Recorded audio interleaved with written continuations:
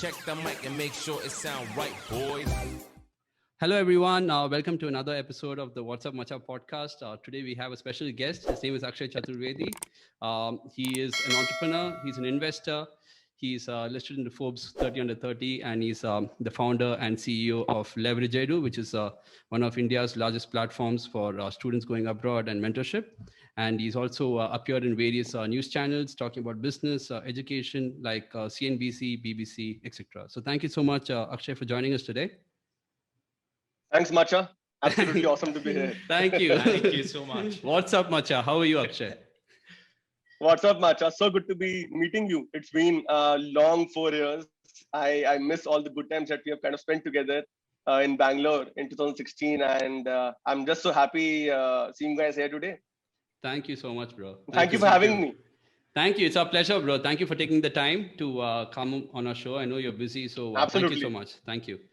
So Akshay, take us back to when you were a kid. So now you're an established businessman and entrepreneur, and you have a large network. But when you were a kid, take us back when you were like 13, 14, or before that. What were you as a kid? Were you a driven person like how you are right now? Or what was your mindset? What got you into the space eventually? Sure. So, cool. Let me take a step back. Let me rather say, I think I've just started my journey even right now. So haven't really achieved too much today to really brag about. But just if I essentially have to go back, Masha, my beginnings come from my parents moved from a small city in Uttar Pradesh to Delhi to raise me further, because my parents' biggest dream in life was that I should be able to have a conversation in English. So every time I'm doing something like this, I'm fulfilling my parents' dream, right? So they set very easy goals for me to begin with, and I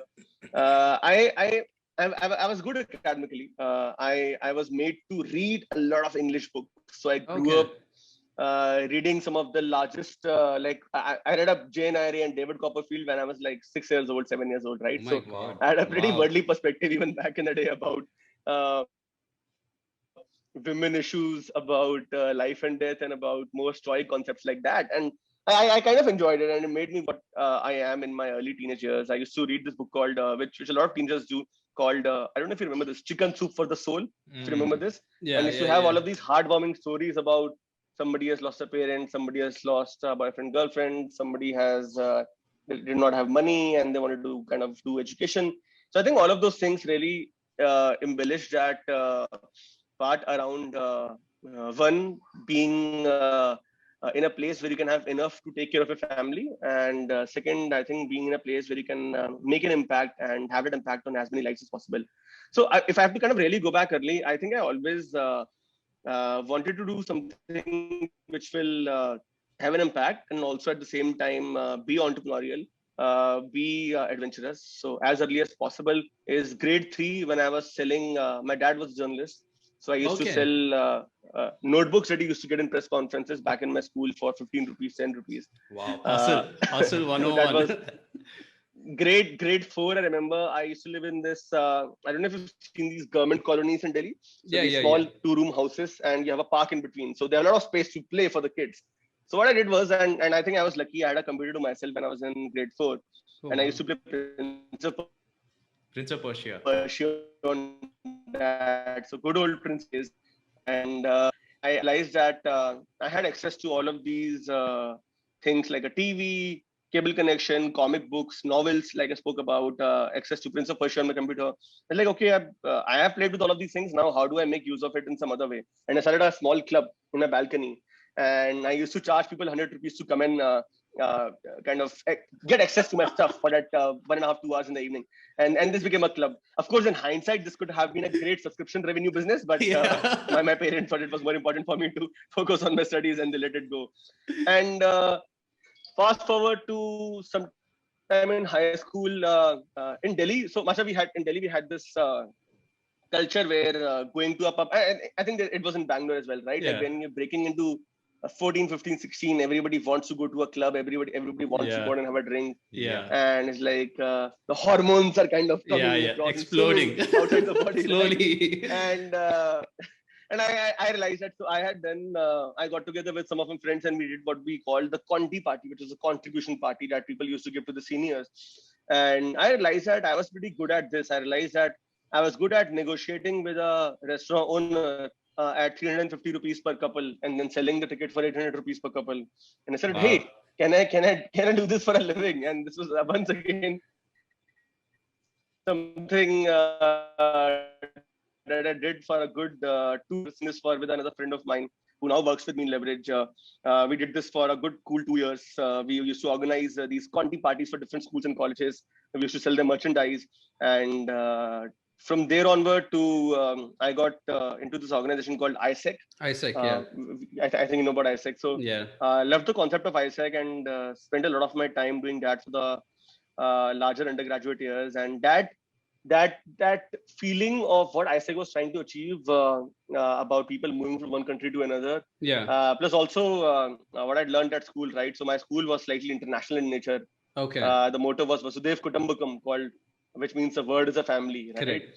So we used to have this Africa week. We used to celebrate Hiroshima Day, Nagasaki Day. Oh, really? So I had this really interesting word view of you've heard John Lennon's song, right? Imagine all the people, and that's my favorite song. Yeah. So my worldview was that can we really achieve what Sir John Lennon was trying to achieve Sir John Lennon. in his lifetime? Wow. And I think if you really think about leverage in from a vision perspective, from what we're trying to achieve, from an impact perspective, that's actually what we're trying to do. We're helping people move from one place to another to be able to level up their life, to be able to re-level their lives. You have done that by successfully moving to Australia. Yeah. And I think in some sense, that is something that I really believe in. I don't think, sorry, I'm changing tracks, but I don't think we'll be able to solve the problem of unemployment in this country by suddenly creating X number of jobs, billion jobs, as many startups as we could have. I don't think we can suddenly take everybody out of poverty in a snap of fingers. I think it's really important that we start to respect the fact that the world is round. And if somebody is getting an opportunity to be able to make a better life anywhere in this world, where there's a better match to their skills, where there's a better match to the talent, that's where they need to head to. And I think I'm glad to be saying this to you, because I think nobody would understand this better than you. You are a living example of having done this very successfully. So grew up like that, and I think all of those things put together at some point in my life kind of really led me to say that I want to start Leverage. Fantastic. So what was your experience? So when did you decide to go to Draper? What was that process of getting your first exposure of, going abroad and, it's a different exposure. I know you went to a business school in ISB as well. That's kind of different exposure, but going abroad and doing it, what did you learn from that? What sort of exposure did you get there? No, so Draper and both ISB happened by a sheer desire that I wanted to be in the tech ecosystem. And while the world has really opened up today, it wasn't back in the day. So I was a BCom honors from Delhi University. I had no way to break it into the so-called consumer tech ecosystem of India. Yeah, exactly. And while I used to go and meet a lot of founders back in the day in the Delhi ecosystem, I would always get scorned off to say that, hey, you're not an engineer, so you won't understand how this works. Yeah. And business roles were limited back then.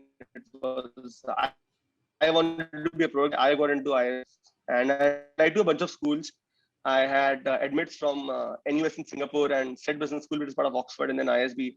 I ended up going to ISB because it turned out to be the best return of investment school as well.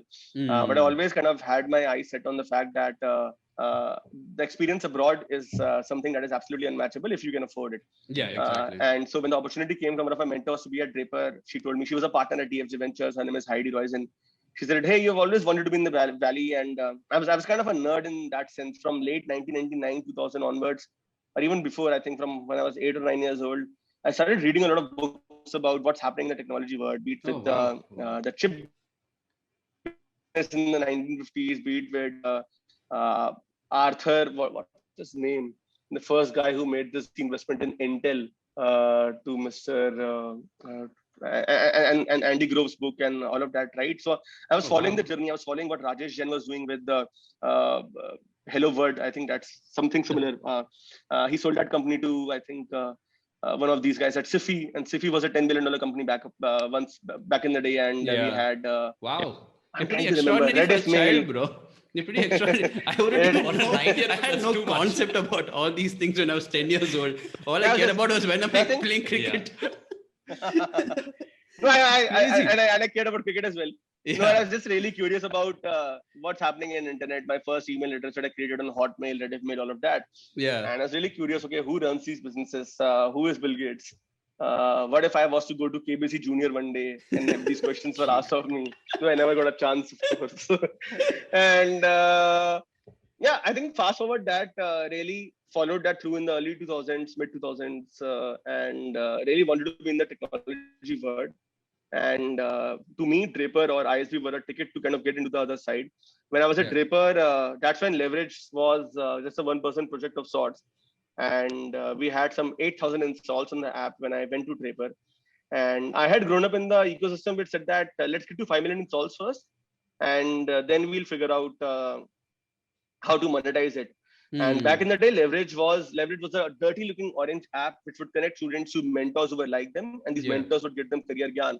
And free for the students, mentors would get karma points, and these karma points could be redeemed at merchant outlets like Starbucks, Levi's. We even signed up Apple when I was in the US. Wow. And to think of it, it was Cred 1.0. But because my Yeah. name is not Kunal Shah and I don't look like him, nobody would give me any money.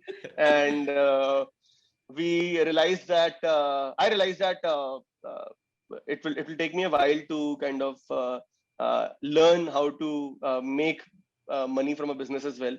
And that's when I spoke to Kunal Behl. He had sponsored my tickets to go to the US. Wow. And that's how I ended up being at Snapdeal. I had a job offer from there. So I came back from San Francisco to Okhla in Delhi. And I worked in Snapdeal for a fair bit. Great experience through and through. Realized that e-commerce is not all glam. E-commerce is actually figuring out in the morning how to market the product, in the afternoon speaking to the vendors, in the evening ensuring the supply chain is moving in tandem, and the morning hours at 4 a.m. ensuring that you are pillion riding somebody's bike and ensuring the mall actually reaches the go down. So it's a full circle, right? And so had a lot of fun working at Snapdeal, but still had the so-called Silicon Valley hangover of sorts, that I want to work for a smaller company, bigger impact and things like that. And that landed me to Bangalore and at babajob.com. Yeah, correct. Thankfully so. And I think Bangalore really changed my life. Bangalore really made me much more confident. And I think Leverage, I wouldn't have started Leverage if I wouldn't have been in Bangalore, because I think it's pretty magical in that sense. So Leverage started in Bangalore in January 2017 for the first 3 months when we were still kind of pre-launch. And then we launched, that's when I moved to Delhi because I had no money. I had to live with my parents. I'm sure you would have got that also sponsored by by one of your network people. And I was back to being sponsored by my parents. So I needed somebody to bankroll my adventure. And just for very interestingly, at that point of time, and I think I had some savings. I had 6 months worth of savings. I was dating somebody back then. The person I was dating is now my wife. And I told her that, hey, I'm gonna try startup for 6 months, 7 months with all my savings. And if things don't work, I promise to take up a stable job and kind of come to your dad to ask for a hand. And I think thankfully things worked out. And in the first 6 months, we ended up raising a small seed round from a couple of legit angel investors. And from there onward, things it's history. And I think, so that is when I think all our common friends, Ajay, Shashank, and they've all been super helpful. I'm in touch with all of them even today. Shashank and I end up chatting very often. He's in Canada now. He's again another example of what you have done. And I'm really proud of you guys. And I'm glad that we're all in touch 5 years later. Yeah, thank you so much, bro. Thank you. So Akshay, what role did mentorship play in your life? And what advice do you have for people who's seeking a mentor? I think in my life, without the right mentorship at the right time, I think nothing would have been possible. I've had many mentors, and I've been very fortunate. I've been lucky, if I might use that word, to have the right mentor speaking to me at the right point of time and telling me that, okay, this is the next step. You need to move from A to B and B to C and C to E and E to G. And that has been pretty instrumental in my life. For example, I had no idea about what course should I pursue when I was in 17 or 18. Somebody told me that, okay, be at ISEC. And somebody told me that, hey, apply to a big four. It will open doors for you. And even though I hated the job back then, at least I can make my own financial models today. And then somebody told me about business school, and then somebody told me about, hey, read these books. So I think a lot of mentors who played a lot of who played a very interesting role in my life, and even today. So I use a software called Rome Research. You should try it out. Okay. I have a list of mentors, and I essentially have there are these 4 categories of mentors in my life. Category 1, 2, 3, 4. So category 1 is I just have like one person there today, and people who I can bother like day in and day out, right? And people who I would kind of speak to every day. This person I speak to every day, and he's a very he's played a key role in my growth in my life. And then I have a category 2, people who I update every 15 days. And then I have a category 3, people I update every 1 month. And then I have a category 4, people who I write to every quarter. I think just kind of building some form of calendarization around it, and ensuring that people really appreciate a mentee getting back with updates. People really appreciate you building a relationship. And if I have to, I think a lot of mentor-mentee relationships don't work out because people just aren't as responsive. So they might ask for mentorship and then they won't follow up the next time. Correct. Or if I have, for example, if a mentor of mine would give me an idea, I'll make sure if I don't like that idea, I will let them know right away. If I do like that idea, I'm going to play it out, and I'm going to get back to them and say that, hey, I tried this and this is what happened and this is how it worked. And I think just people really respect and appreciate the fact that you are responsive, you heard their advice, and I think that makes a lot of a difference. And I think that is what has worked well for me in my mentor-mentee relationships. I have been more of a mentee than a mentor. I've been mentor to very few people, unfortunately, because I'm busy taking all the gyan and haven't given as much gyan in my life. But yeah, at the right time, I would love to kind of give back as much as I can as well. Fantastic. That's crazy. So is it like a conversation you have with your mentor? Is it about anything specific? Is it only about business, or you like to include all aspects of life? Sure. So I think now over time, I think mentor relationships become, they unfortunately or fortunately become in some sense these personal relationships, right?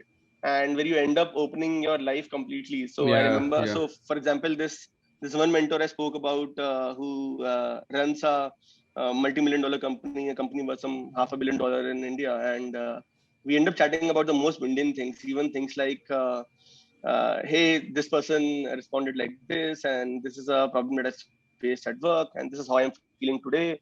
And entrepreneurship, I think it sounds very glamorous on day 0, right? But I realized that in the first 15 days that after the 16th day, it's shutter up and shutter down. And you have more downs than you have ups. Exactly. And if you don't have a hard skin to take you through all the downs, like you will shut those gates very, very quickly. Yeah. So I think it's taken me a while to kind of get there. I have this mentor who I spoke about in the US, Heidi.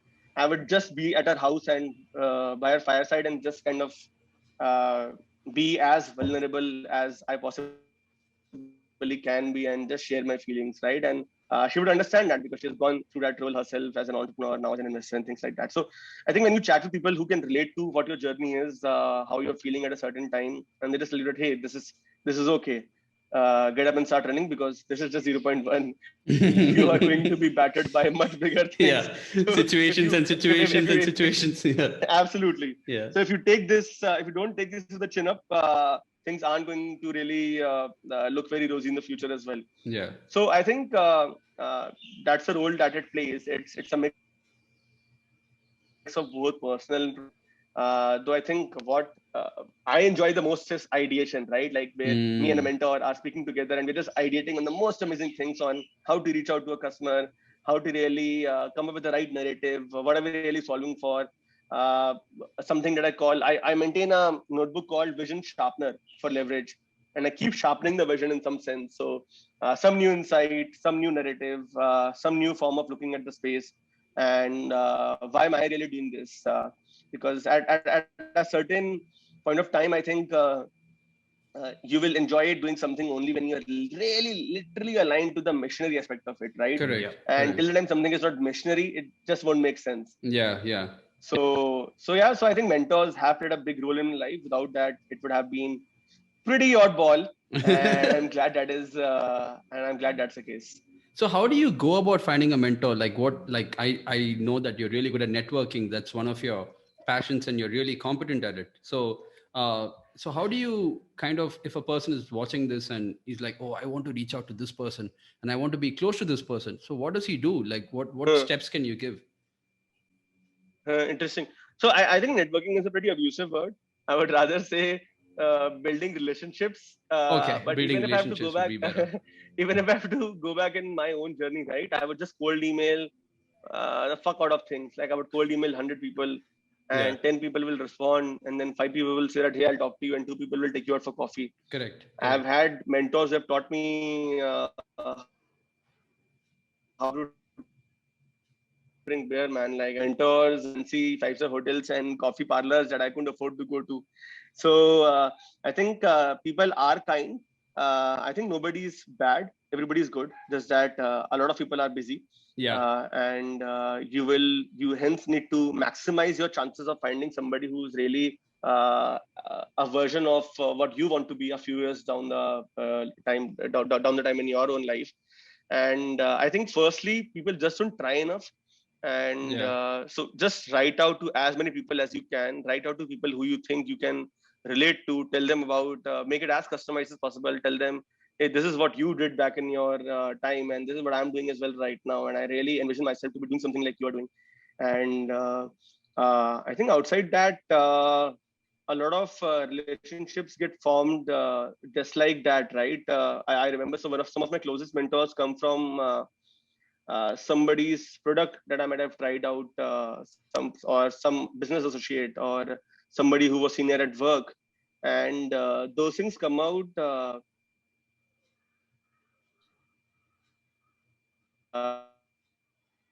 very fortunately formal in parties and very of and speak at ISB every single year in July for their course on it's called MGTO, managing organizations and something of that sort. So they also call it networking. So I speak on networking, right? And I always tell them that you're not coming to business grades or to just get a job. You're coming access to so many people, and these people need to be on your speed dial because they will open a lot of gates for you in the future. Exactly. Every single person is multiple doors. So the fact that you need to take out time from something which is very mundane to something which is fortunately or unfortunately tangible, and kind of spend more of your time towards intangible things. Go out for a drink, go out in a party, hang around with people, and that's where you build some of the most special relationships. That's where some of the most amazing business contacts come from, because these are the people who trust you. Right? Correct. And that I think people don't give enough importance to the trust that comes from informal relationships, right? And there was this really cool tweet about second-time founders. All of these folks who started their businesses second time, about the first 50 employees who they hired. And their first 50 teammates were people who they had worked with in the previous companies, largely because of comfort. So even though they had raised millions of dollars, they had raised $25-30 million in seed rounds, and they had hundreds of millions of dollars in capital. And they could ideally, if talent was really about where you have graduated from, and if talent was really about what was my GPA, things like that, then it would have been very different. But people really care about, am I really comfortable working with this person? Does this person get my style? Do I trust this person? I think those are qualities which supersede all the other tangible pieces. So if you're not spending your 20s building those relationships, I think you're really wasting your time, and it just kind of comes back to haunt you later. Yeah. Wow, that is so helpful. Like I have to start doing that. Yeah, I think those are things. I think you have done that. I think you and I, people who have done that in their 20s. Yeah. So I came across this person as well in Melbourne. So her aim was to have 100 lunches with the person in a year. So her name is Kaylee Chu. Wow. I don't know if you've heard of hers, but so this way she got to meet billionaires, just randomly cold emailing people on LinkedIn, just saying and getting offered, jobs. And then finally she became a partner in the own company she was working, because she had such a big network that she was into investment banking and investing high net worth individuals, that the business owner made her a partner because she was having the network and she could easily get, assets from a billionaire. So it's More pretty cool. business. But Correct. thank you so much. It was really helpful, No, hopefully that's we can, amazing. yeah.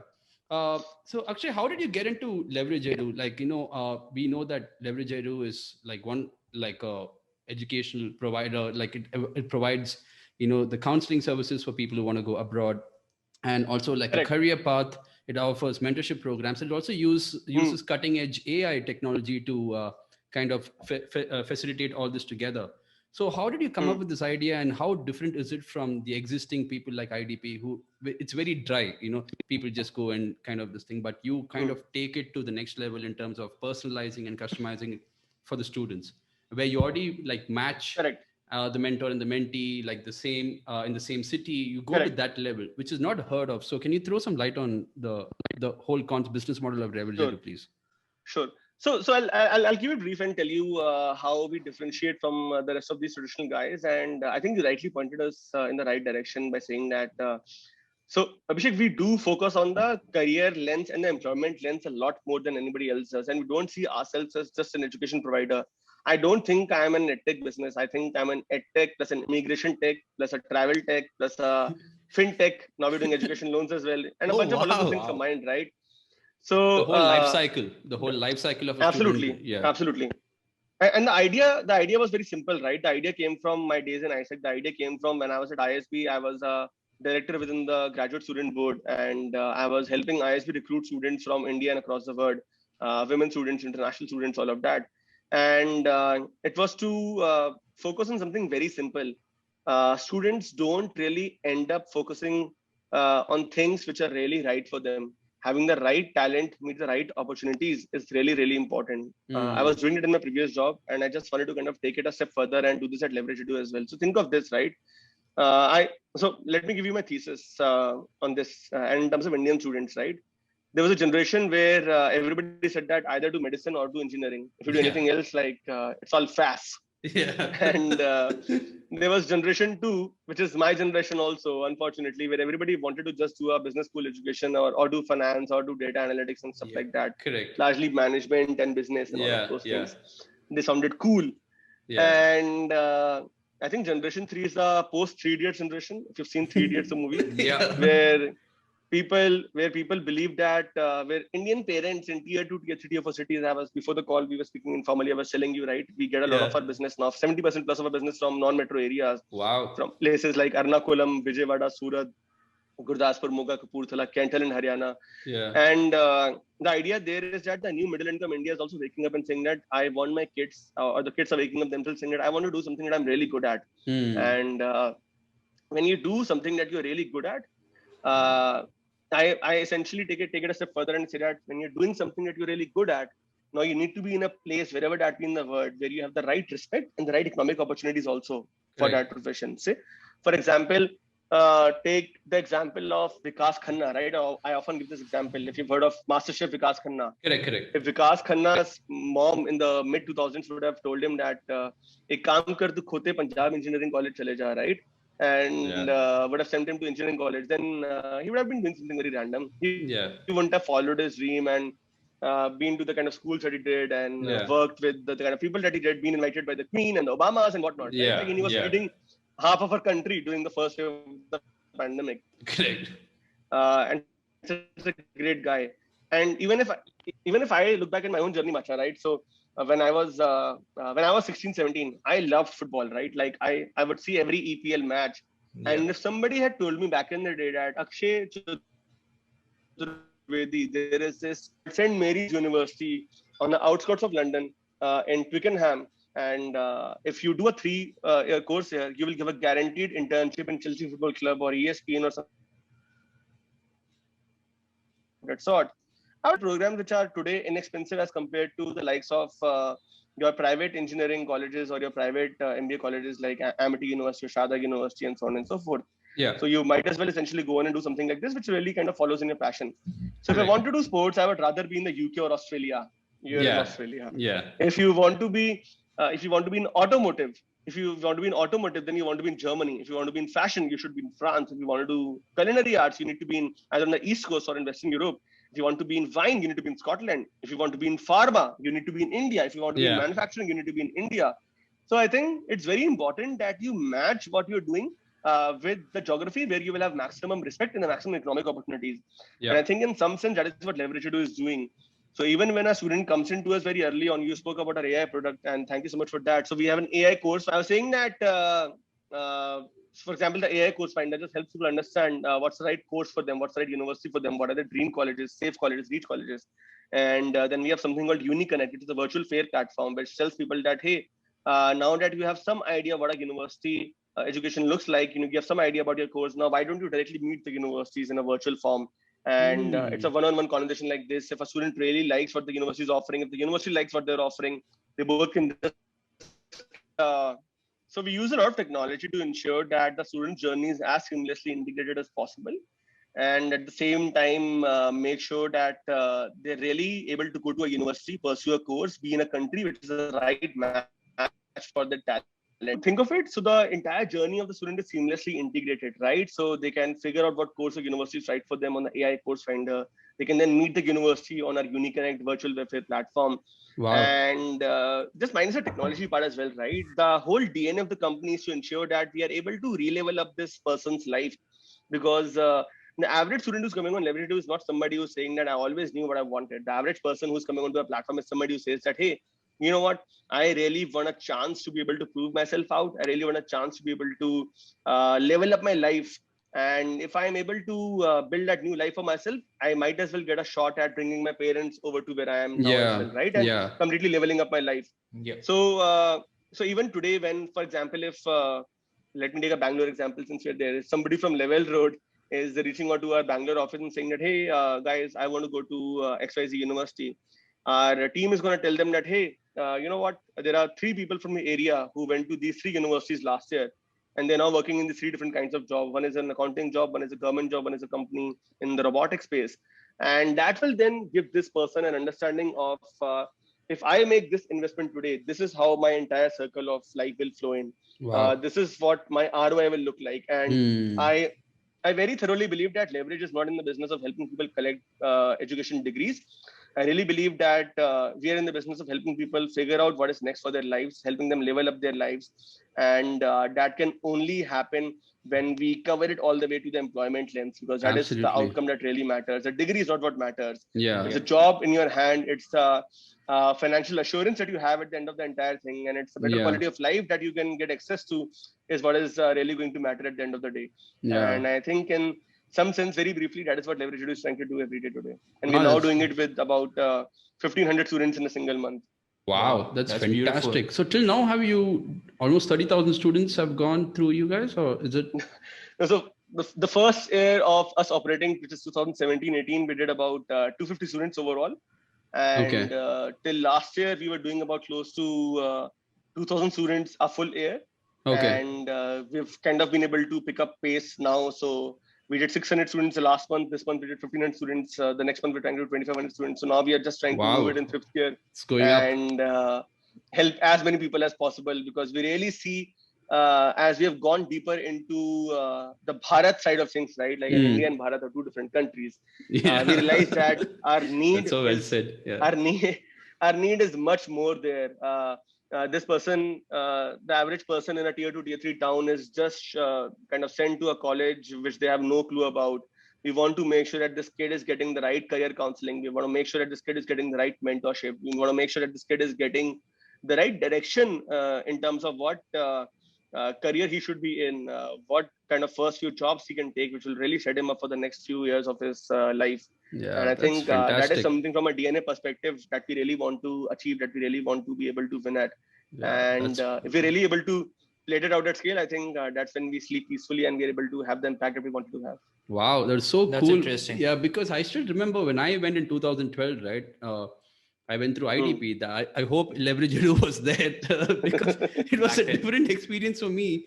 Because the only thing I knew that, okay, I want to go abroad, but I had absolutely no idea what to do. I didn't want to write GRE because I sucked at studying. But the only way out was to just give that IELTS exam, get the minimum 7 or whatever. And then luckily...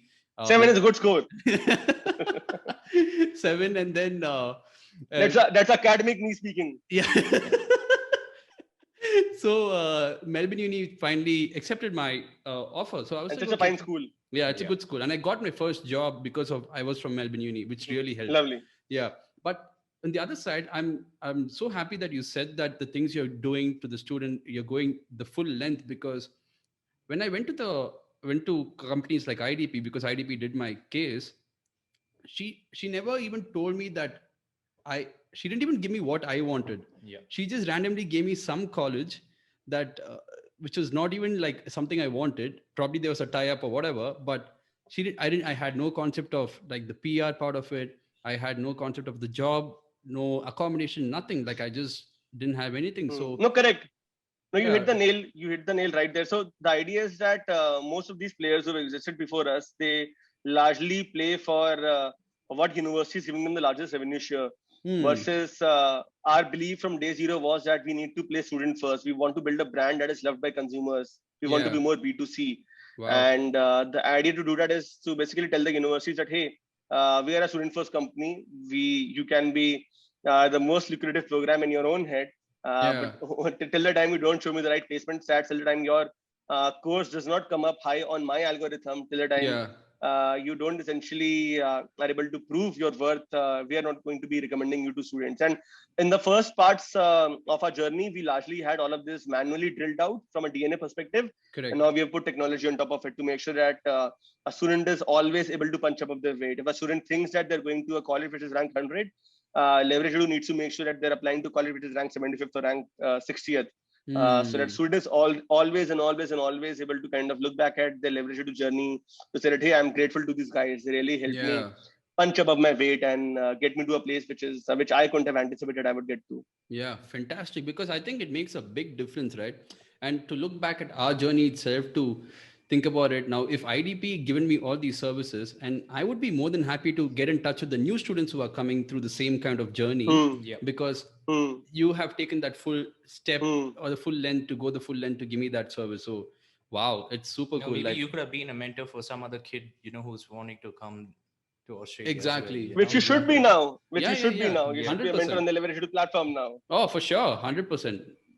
For sure, we'll work something out for sure, because I think it's very important that kids get that information. It really settles them down in various ways. If you can give them idea about the employment, which you are doing, employment in the part-time jobs, the accommodation. These are things the PRPs, all of those things. Exactly, which is absolutely fantastic. No, it's so important because students nowadays, even some of my friends who are 27, 28, who are planning of applying for, their masters and MBA at this time, I asked them, do you know what is a citizenship, status? Like, even if you finish your course, will you get a PR? Will you get a citizenship? And they're kind of clueless, because they haven't spoken to anyone who has done this in the past. And even personally, I did a course like tourism. And I also asked them to dial 1-800-572-000 or log on to leverageedu.com. There you go. That's sales pitch. Yeah, sales pitch there, but no, definitely. No, you have to do that, because it's very important. Akshay, one more thing is, imagine there's a student who's like 22 years old and, he wants to pursue higher studies. So what are the steps he needs to take going forward? Like he just finished his course, he's finished his undergraduation.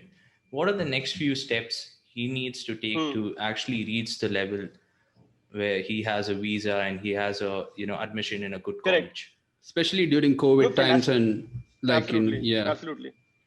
I think the first part always is, like I said previously, to understand what you're good at. And a right counselor will also tell you that, for example, if this kid was coming to Leverage Edu could even tell this person that, hey, you are a great fit for this XYZ program, which is better in Australia. And hence, please wait for a year because Australia will only open up in January. The right counselor will not try and send the student ASAP. The right counselor will always try to maximize for the student's benefit and the students essentially winning come what may. And so the first step will always be to ensure that is this student doing something that they're good at? Is the student being set up for success in a course that they can really do very well at? And the second part is then you essentially match it to a country and then you start applying to a bunch of universities that do it for you. We do it through technology. We do it through our AI course finder, which our counselors internally also use. Yeah. And then let this kid apply to the best possible college that they can get to. And once they're able to get an admission, kind of help them with other value-added services as well. So for us, it's education loan, forex, visa. So we have an in-house visa team of about close to 16 people today, Wow. which covers predominantly UK and Canada. We are adding Australia as we speak, and that in itself is going to really help the student, because the student also in this journey is lost at many times because they have to run pillar to post for multiple things. So it's very important that there is one shop which is covering all their needs from beginning to end. Right, from somebody trying to understand what course is right for them, what career is right for them, to the time ensuring that they are able to get in that flight, they're able to get their accommodation, and they're able to cross the other side of the university gate and be in the dorm room. So the discovery to dorm room journey being complete on one platform is really, really important. That's what we're trying to achieve at Leverage. Super. Fantastic. Do you help them out with like including them in social groups as well? Because most students like We do. Wow. That's another big thing, we right? have, correct. We have communities. We in fact launched something called Leverage TV, where we do shows like these, like the one we're doing right now, every evening about a different, about a course, about a different country, about visa regulations, about PR, about IELTS, whatnot, right? So all areas that can essentially be covered, that students would essentially want to learn more about. And at the same time, from Leverage TV, we end up building communities. So we have communities on our own platform as well as on Telegram. Distributed communities. For example, if everybody's going to the UK, we put all of them together. If everybody's going to Australia, we put all of them together. Within Australia, Northern Australia, we'll put all the people who've been to Northern Australia together in one group and try and help them with their flight tickets and things like that. Wow, fantastic. Wow, this has changed so much. Yeah. Like I can definitely see this like taking off. And it sounds so much better than what we went through. Find your own accommodation. Yeah. We're trying to change it. Hopefully we'll be able to do it at scale. I went and stayed in a backpacker the first night I stayed in Australia. And this was in the middle of a red light district. I didn't even know. And there were cops everywhere. And I was just stuck. And it was 3 degrees. I've never experienced winter in my life. Holy. And like going to all these places, and I'm like, shit. And the first time I went, but quite an experience, dude. Oh wow, quite an experience. Yeah. And then that's when I started loving like backpacking. I still like it so much. Cool. So like I was saying, like so when I moved to Melbourne, all like this is what happened. So given that chance of knowing all these things, like where accommodation is going to be and what social groups I'm going to be in, it would be such a big help, because I went as a clueless kind of a person. And the funny part is when I went in the tram in the morning, I'm so used to calling the bus ticket collector here as a conductor, right? I don't know if you I went to this white lady and I was like, excuse me, where is the conductor? She looked at me like, what the hell is the conductor? Yeah, what the hell is the conductor at 8:30 in the morning? So I can completely understand the educating the student is such an important aspect in this whole process. So Akshay, before we let you go, I just want to ask you from a business point of view, because you are pretty well informed in the business circle and you like entrepreneurship. So for a person who's starting a business, what if you could just in simple words give 5 kind of tips how to go from the initial 0 to 1,000 customers, or what should a person do when he has an idea and take it to the next level? Like 5 steps, if you can give us. I'll give it basic. I'll try and form these into steps if I can. But I think the number one goal always is to really align yourself with a problem that you're really passionate about. If your passion isn't coming through, I think everything goes for a toss. Because you're going to be solving this, you're going to be staying with this problem for the next 10, 15 years of your life, bare minimum. So are you passionate enough about something that you're going to be really solving for this for the next 10, 15 years? Like to me, leverage is really like, my story now, right? Like right from when my parents moved from a smaller town to a larger town, to what I did at ISEC, then what I did at my business school, everything has essentially moved in that flow. I could not have been building anything else in my life. And I think that is what really kind of pulls you through. It needs to be missionary for you to be doing those things. The second step, I think it's really important for you to build a team around yourself that is smarter than you. If you essentially, and it also means at times that listening to these guys, having smarter guys around you who get paid more than you, who essentially have a bigger say. At most times as a founder or as a CEO, you will have the most context and you will understand the problem most deeply. and that's why you can take good decisions. But in a lot of functional things, your clarity will always be very broad. So you want to depend on leaders who are vertically the champions of what they do, be it in terms of marketing, be it in terms of brand, be it in terms of supply chain, all of those pieces, right?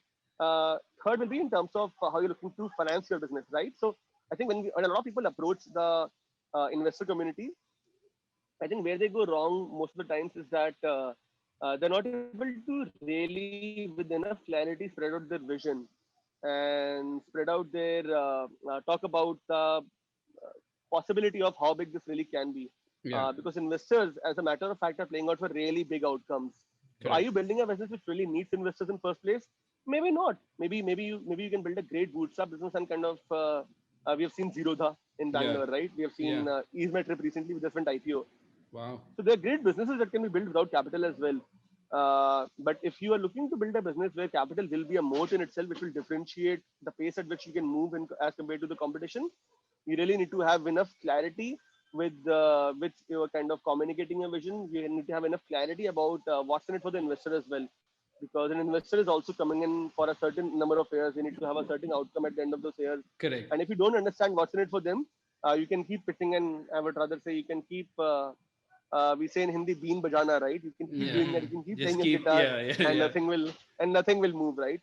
So I think that is another important part. And I think as you scale, it's really important that you understand what are the right levers to scale. So let me give you an example of how I see it in some of the companies today, right? So we had Whitehead Junior, who really scaled the hell out of Facebook marketing, and they just focused on one channel and kind of really beat the hell around that.